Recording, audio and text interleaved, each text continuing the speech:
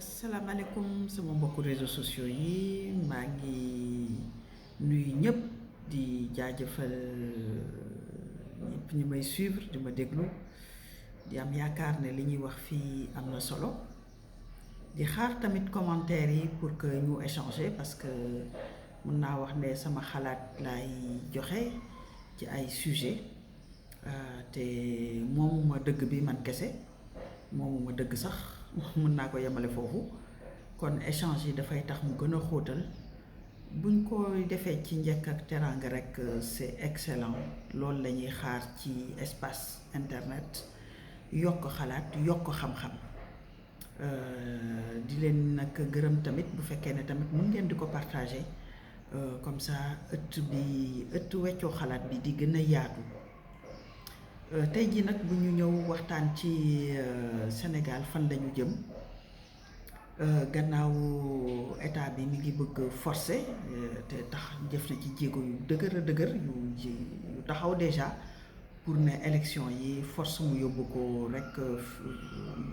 fin février 2022 mën nañ wax presque mars 2022 mu nekk lu doy waar ndax damay fàttali rek ne que bu fekkee ne li ñuy jël naan di ko laam-laamee di ko jël comme prétexte naan opposition bi moo laajte pour ñu xoolaat fichier bi ak yooyu ñëpp xam nañ ne que bañ ko laajtee 2019 la woon ñoom ñoo deful jéego yi ci war boobu ba léegi kon bu retard amee bu ñu wax ne que parce que opposition bi moo ko laaj may fàttali boobu muy beneen bi ñuy faral di dégg naan reste à la loi mais à la loi ban loi wu askan bi loi wu peuple bi pas loi wu benn président boo xam ne dafa nekk chef de parti pas loi président boo xam ne bu ko neexee mu ñëw ne dafay def loo xam ne constitution mayu ko muy seet ay jéego yu mu koy tegee pas loi boo xam ne dafa nekk taxawul tëddeewul njaaxaanaay nekk loi wu kumba am ndey kumba amul ndey boobu loi mënul nekk force léegi nag Sénégal fi ñu toll nii résistance bi dafa war a gën a taxaw dafa war a gën a takku ndax fii ñu nekk nii tëral nañu seeni plan ba ñu defee mobilisation ñu daal di annoncé ne dégg naa peuple bi ñu koy yemee rek ci président ci lu mu wax ci li mu déggee peuple bi mooy nee na dégagé na 370 milliards yoo xam ne da koy jéggal xale yi mais man njort naa ne loolu moom la ñu commencé di campagne ndax fi ñu toll nii ak Sénégal nu mu méttee nit ñi amuñu liggéey ñu seet ay jéego yu ñu doxalee dëkk bi naka la ñuy mënee comprendre ñuy génne ay centaines de millions di naan dañuy meeting di indi militant di fay ay t-shirt di fay paas di fay ay voile di fay ay lu kenn xamul ak xaalis bu ñuy jox militant fu ñu jëlee xaalis boobu est-ce que ñiy def loolu dégg nañu li Sénégal bëgg ak soxla Sénégal tey gëwuma ko beneen bi mooy bu mbas mi wàññeekoo mbas mi jeexagul te du wax lu ñaaw de wante mbas mi day ñëwaat ndax ni ma koy waxee rek ñun ci àddina bi lañ bokk te mbas mi jeexagul complètement ndegam dëkk yi nga xam ne am nañu ñàkk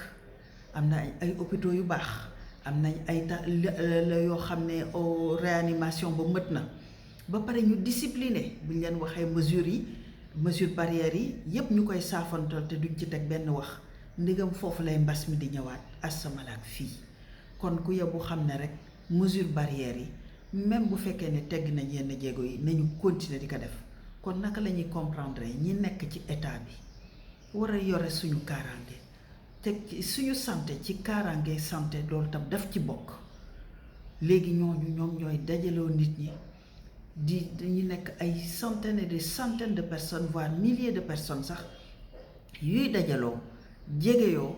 di yuuxoo di wax ñu fa war a fa jëlee ñi jàngoro ji di ko indiwaat ci dëkk bi loolu yëpp dinañ ko fay cash donc question d'irresponsabilité la kon bu ñu nee force reste à la loi